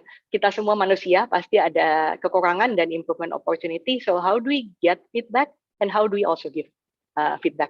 Jadi mungkin itu saja dari saya kembalikan lagi ke Mbak Leni, Pak Rin gitu ya. Maybe that's from me, and let's go into a Q&A. Thank you, makasih semuanya.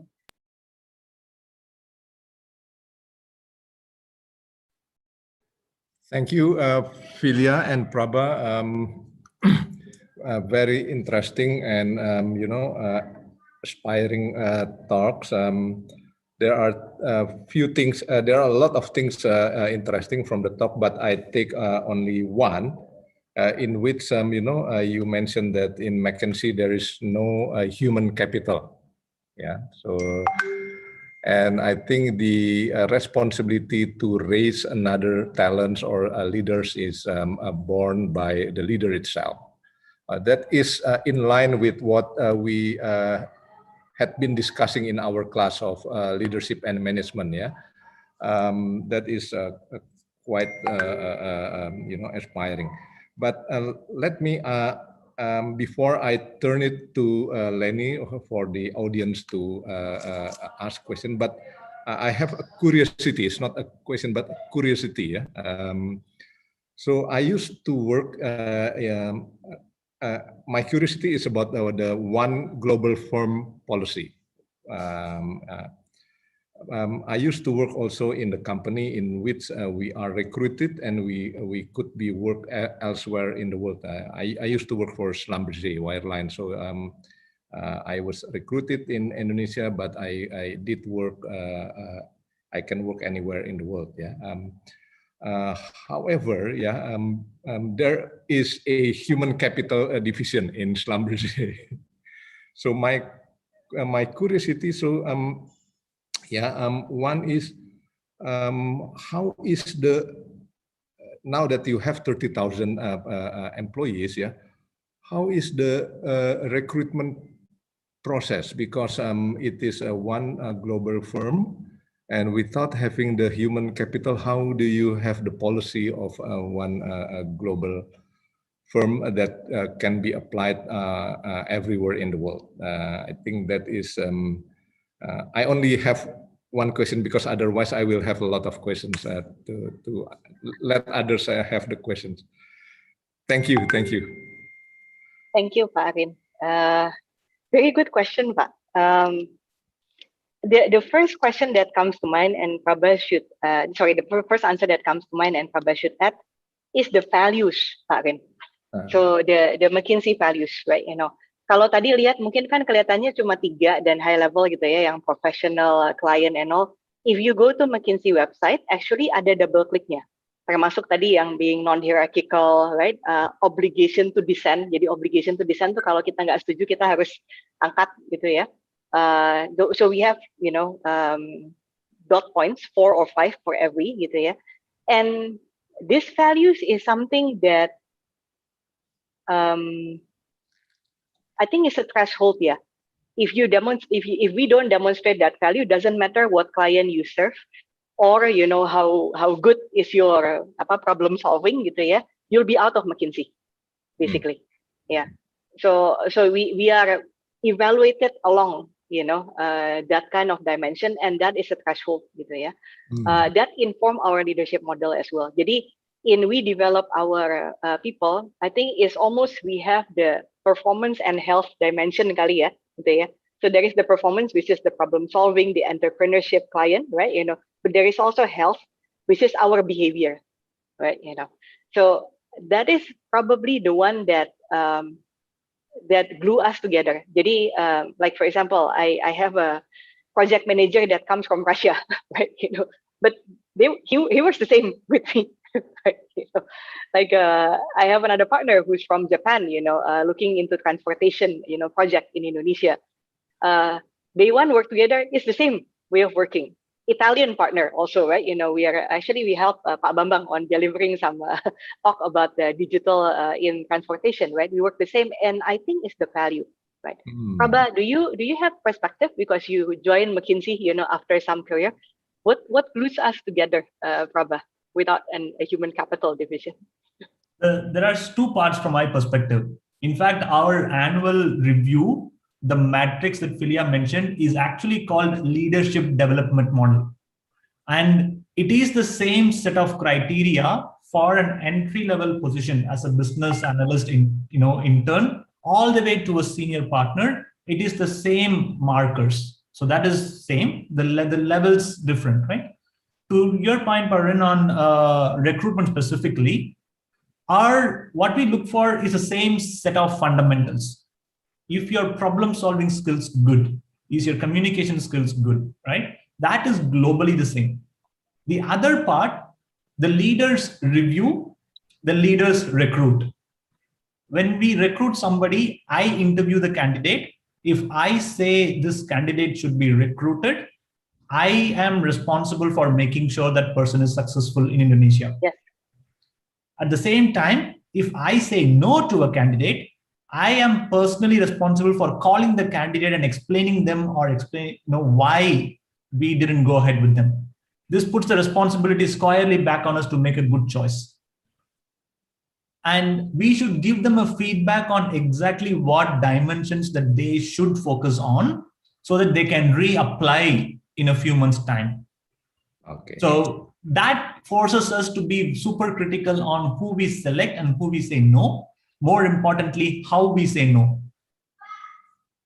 So it's all, to me, if I recruit somebody at the software engineer level, I should see them making partner at some point in the future. Unless that happens, I wouldn't be convinced. There should be something, some spark that can be groomed and it's a group decision. It's not my decision. There is like 6 other people like me who will collectively discuss on what is the best way we can make them partner. If you're not convinced, then I should be communicating to them. So that makes us more responsible on who we recruit.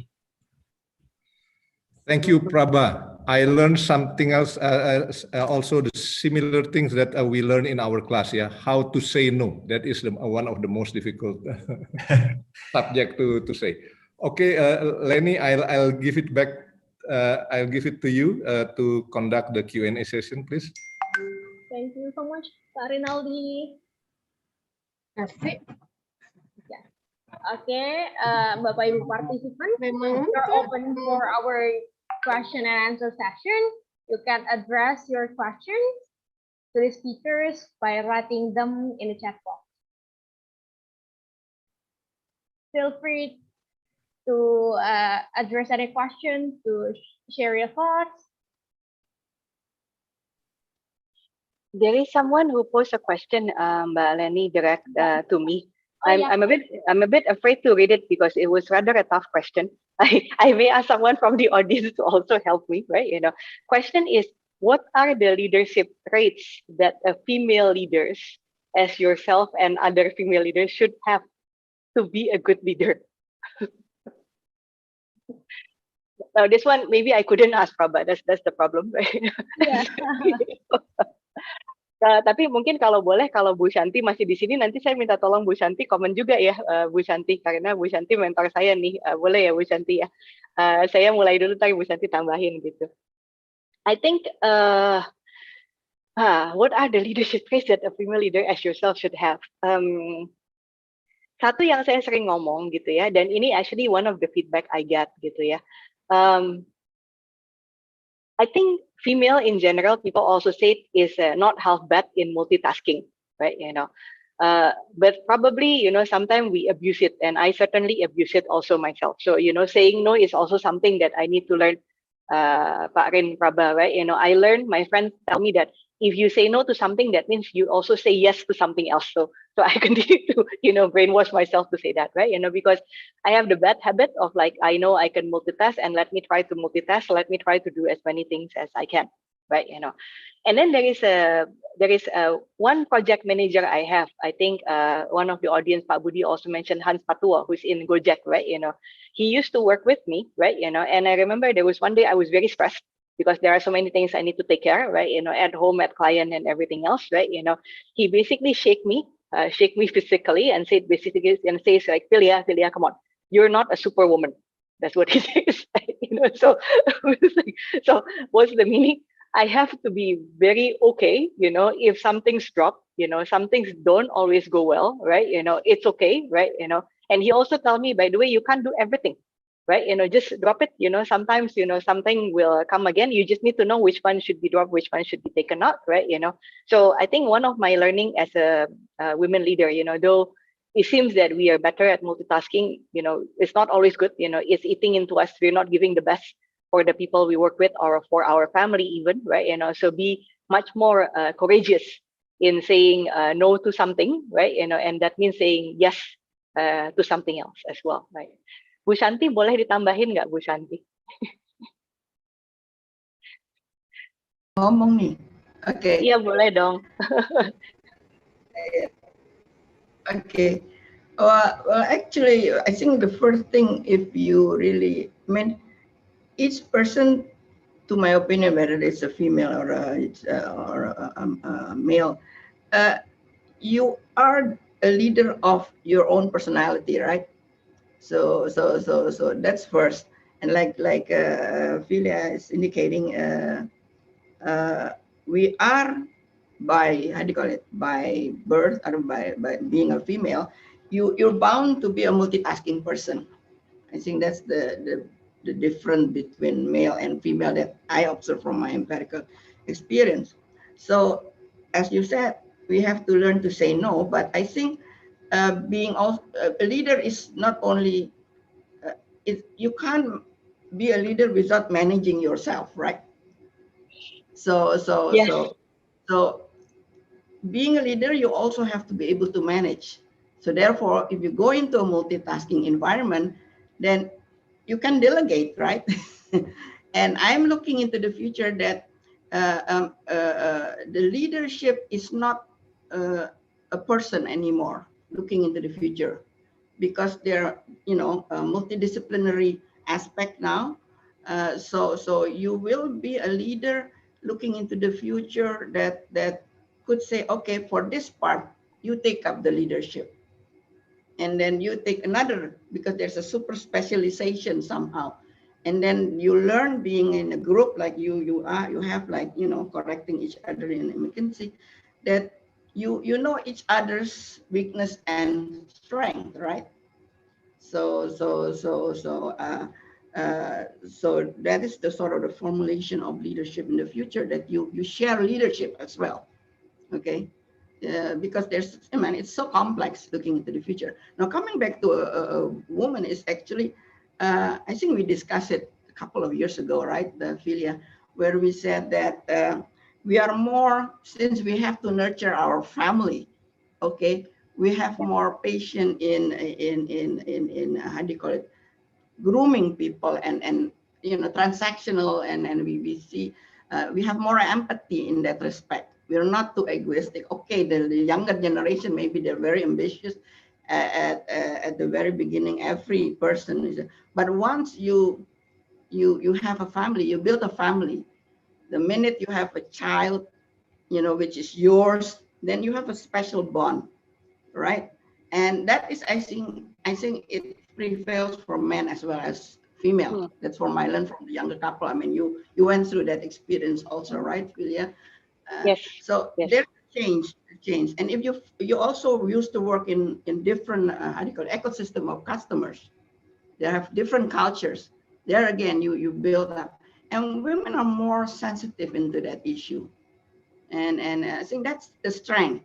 But then what we also have discussed in our office is that also that without the support of our partners, whether it's in the working environment as well in your family background, I don't think a female leader can survive, right? So you have to have that support from your peers, from how do you call it, from your husband or your family, that they endorse that you are working. And once you become a leader, you have to there's some sacrifices that you have to to be willing to take on.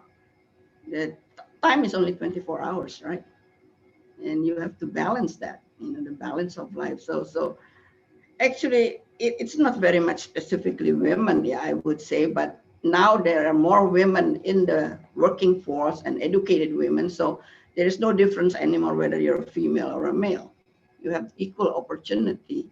So actually, I think looking to the future, it's not gender bias anymore. It's more what Pak Nadim is saying. It's in the mindset.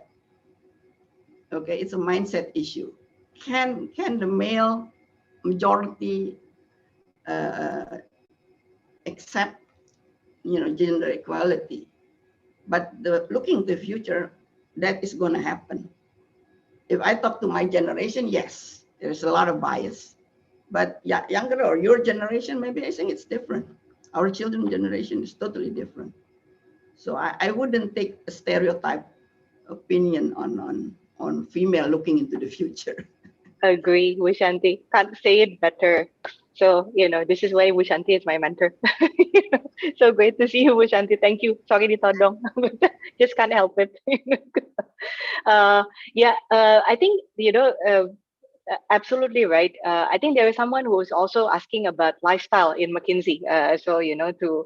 To build on Bu Shanti's point on lead self, right? I think there is a couple of questions people ask, but like I heard lifestyle in McKinsey is tough. Long hours, demanding clients and everything. How do you manage lifestyle? Let me give my answer, and I'm going to ask Prabha to also comment, right? On that, right? So I think this was a bit of a funny example, because when I was business analyst in McKinsey, right? I used to talk to my partner, right? Ken Gibson, who is a very good person, and I used to complain, curcol, kan. Saya bilang, oh, I really just want to live like normal people, right? And then what did he say to me? He said like, but Philia, you're not normal, basically.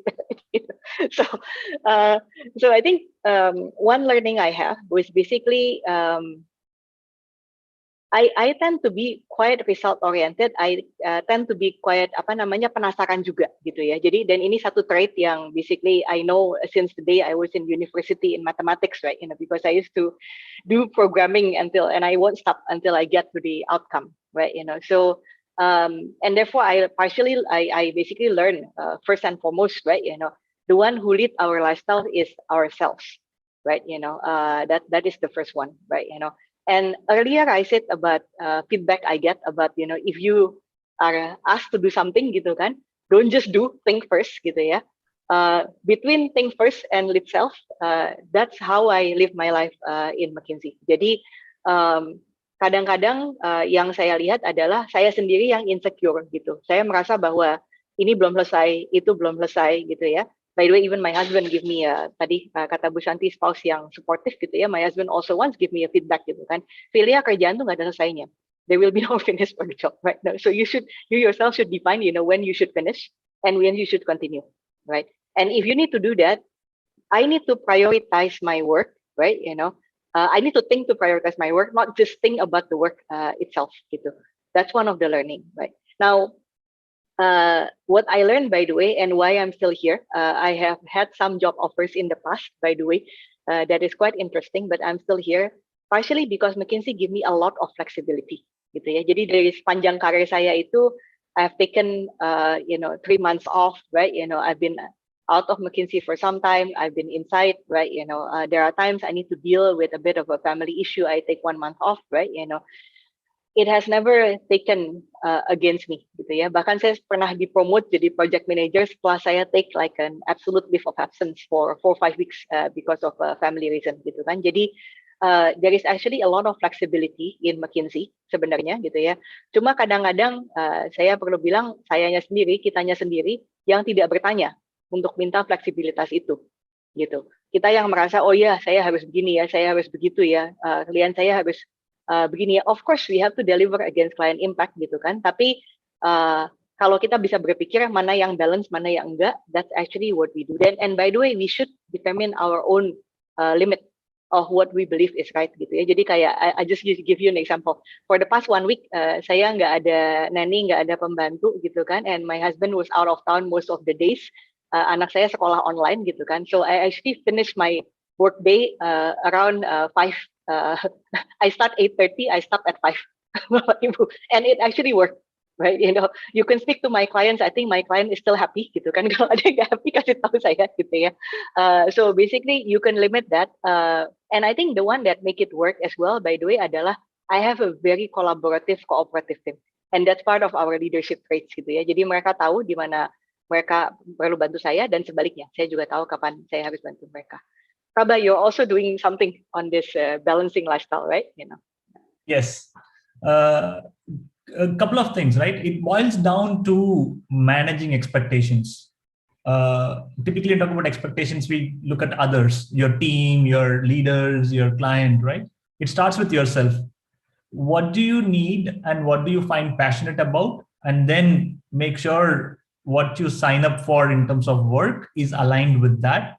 And there are people who, I see around in other companies who are more passionate, who are more aggressive in a way on achieving what they want in life, right? But that is not me, which means my own expectations has to be managed because my own style is different. So it starts with myself and with family as well. Different people have different family needs at different points in time. Like Philia said, I have my own stories about me needing to take off, like in the middle of the day, in the middle of a client meeting, because my friend had an accident and I had to fly all the way back to India. And that was okay. All right. The reason is McKinsey gives that flexibility and the freedom, and at the same time, you work with a team of people who understand you and where you can manage that relationship.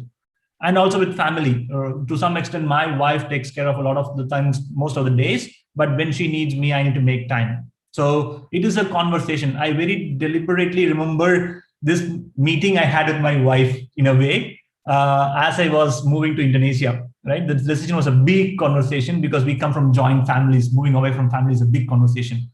However, this is a deliberation, and that has to happen, without which I wouldn't be able to be here talking to all of you. This is thanks to my wife, right? But if I hadn't had the conversation, that won't happen. So managing expectations is number one.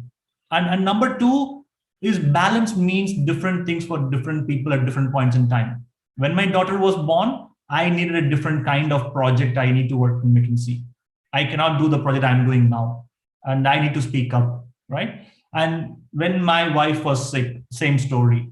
There is different times in life where I needed to take it slow and I need to speak up. So expectation of balance itself is unique to each individual, their own situation. And we should be very, very cognizant of that.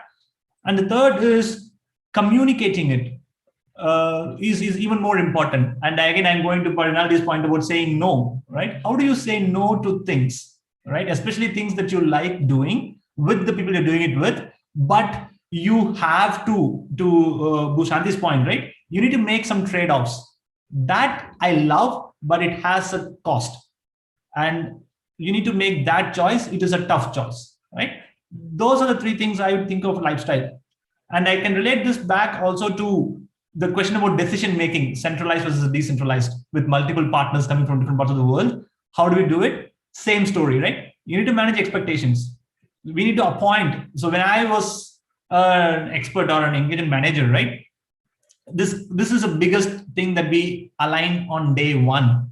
If you have two partners who are helping the same client, and I am actually working with those two partners, day one is whose view has the final view, right? Whose view should we follow? If you don't decide, you don't agree on something, who am I going to go with?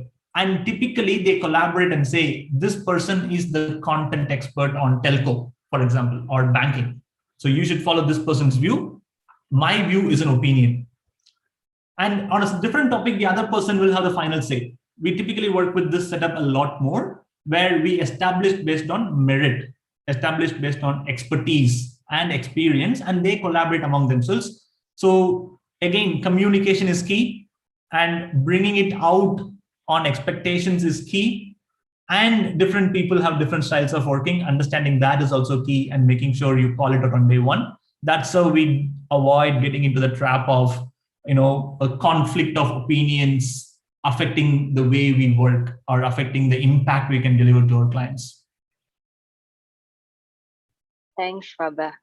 I think we have, I was asked at the background, maybe one or two questions, and we may need to close. But I think there are more questions, I know, right? So we will try to answer via email if we don't get to answer it in here. Sorry about that, right? There is a question, Mbak Leni, dari audience tentang, in era like this, leader need to explain condition of their company frankly, even if the company is in bad situation or financial facing crisis, right? What if employee get panic? What attitude should leaders show in this era of crisis? Ini saya jadi berasa kayaknya mungkin harus tanya Pak Rinaldi juga nih kalau gini. So, jadi silakan ditambahin ya Pak Rin kalau kita belum lengkap gitu dari kami dan Prabha, right? I think I will. By the way, I will also post, an article that McKinsey write, right, about leadership in crisis. Moga-moga bisa jadi bahan bacaan buat semuanya. I do think that basically this is a good challenge, right? Sorry, good reading for people, right? Few things basically that I learned from friends, and by the way also from clients, right? Eventually when there is crisis, people look for an empathic leader, right? And by the way, this is a bit difficult, right? And as a consultant, sometimes this is also our challenge, to be honest, right? We tend to be very output oriented. Let's do this. Let's turn around this financial performance. Let's do this, right? And we forgot to look at it that people in front of us are people, right? They have problem, right? In this kind of situation, by the way, when we talk to people, kita juga nggak tahu problem apa yang dihadapi orang lain. Apalagi di situasi seperti we can't read your body language, right? If you're meeting online, right? So then there is more the need of an empathic leader, right? I think look at it from the eyes of the person you're talking to, whoever that is, when you try to communicate, right? I think that was one, right? And I think be genuine, right? It's tough, right? It's tough for me, it's tough for you, it's probably tougher for you than for me, and bring it up, right? So that was one thing, I see from the good leaders I've worked with, right? The second thing that I think is true, right? And then after this, Prabha should add, and Parin, if Parin you want to add, I learned this phrase, bounded optimism, right? Jadi, I learned that as a leader, sometimes the tough job is we need to bring the optimism, right? Because we need to motivate people. Our assets are people. People need to be, feeling that they can move on. They want to move on, right? But we also need to prepare for the worst at the same time, right? So that's why this phrase bounded optimism sticks in my head. A colleague shared it with me and I thought it was right? That's basically, yes, we have to optimize. If you ask me, I will say Indonesia, yes, there is a lot of belief on like how we can navigate the crisis, right? But am I worried about the rising cases that we face these days? Yes, right? And therefore, basically, I also have my COVID task force response team in the office that I work very hard, right? We have, other discussion about how to ensure we have, supplies. We think about vaccinations and everything, right? So I think this phrase, I thought it's good to share. Yeah, leaders demonstrating bounded optimism. Optimism, but you always prepare for the worst at the same time. Prabha, Pak Arin, ada tambahan? Okay, I think, okay, thank you.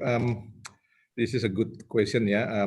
One is, I think you have said a few things of that one, which I agree. There are a few things in the crisis, yeah.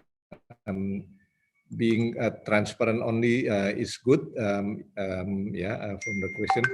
Yeah, one is you should be communicate often,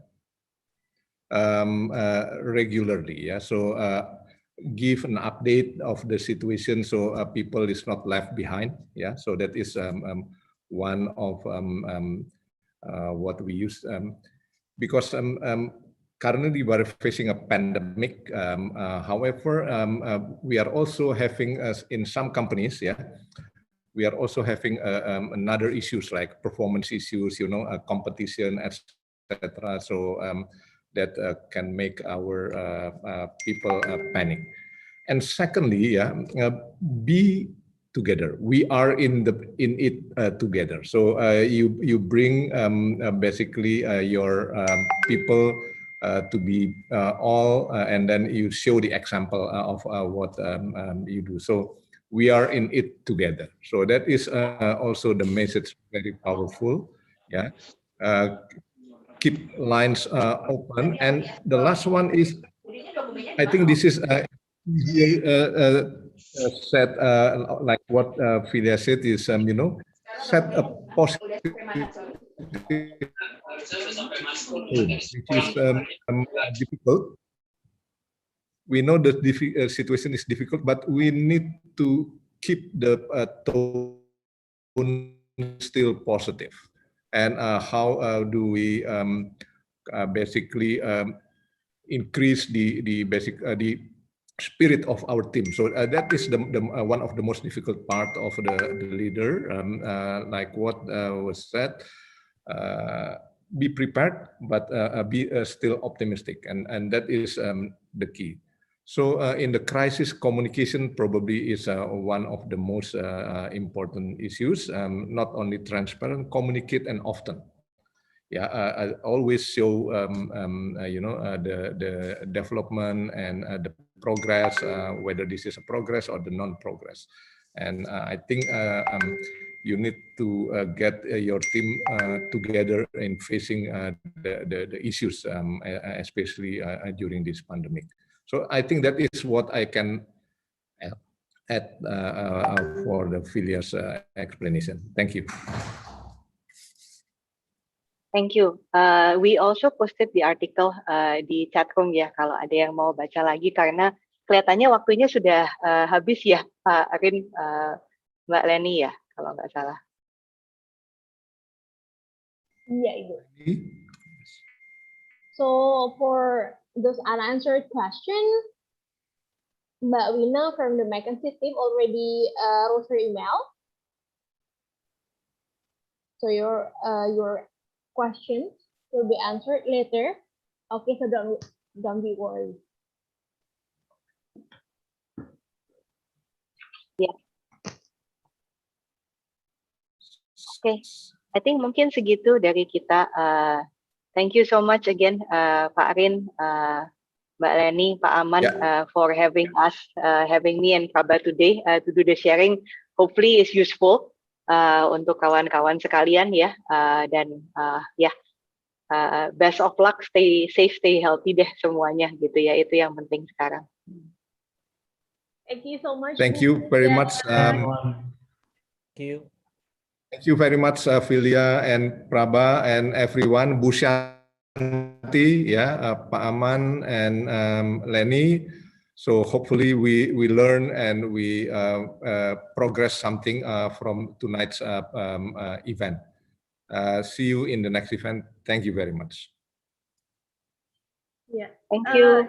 So everyone, actually before leaving the room, we would like to have a picture together with you. Can you okay. turn your camera on?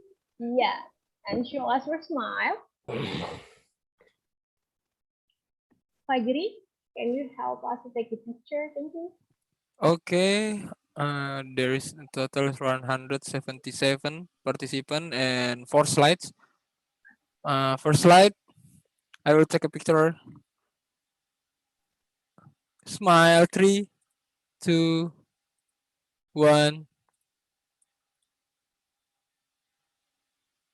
Once more. Smile, 1, 2, 3. Okay. Slide number 2. 3, 2, 1. Smile. Okay, next slide. Number 3. 3, 2, 1. Okay, last one. 1, 2, 3. Okay, thank you all. Okay, thank you so much. Fajri. Well, actually, I have an information to deliver regarding to our MBA program.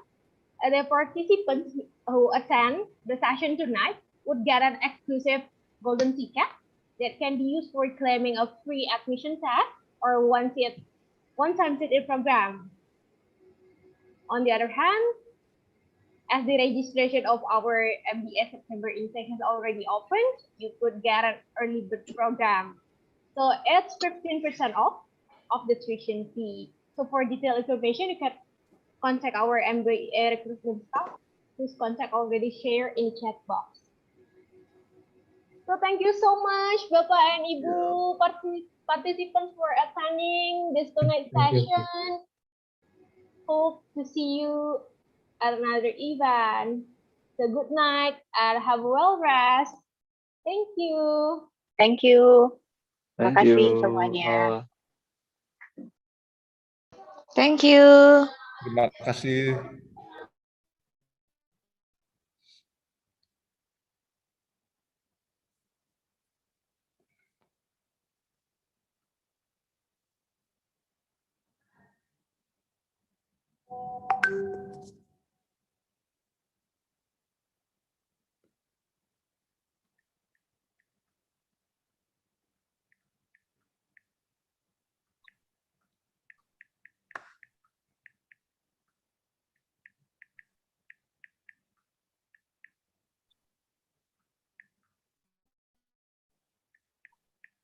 Ini sampai ada teman SD saya ikutan juga nih ternyata. Christina.